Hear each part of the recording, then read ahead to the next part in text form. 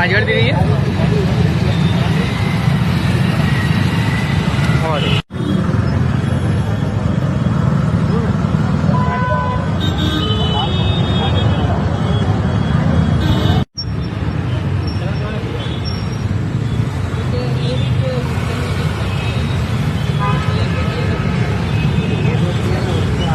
Udhna police station વિસ્તારમાં ઉધના પોલીસને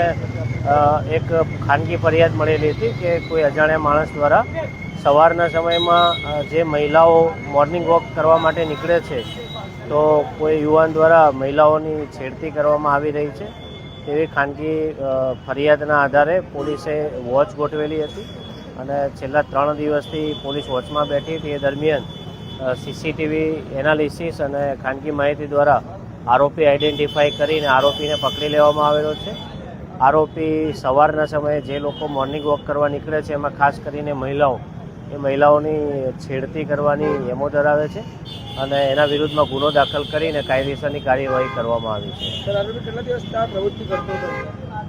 પોલીસના તપાસ દરમિયાન એવું ધ્યાનમાં આવ્યું છે કે આરોપી છેલ્લા 10 દિવસથી આ ટાઈપનું કૃત્ય કરતો હતો અને પોલીસને જે માહિતી મળી છે એ આધારે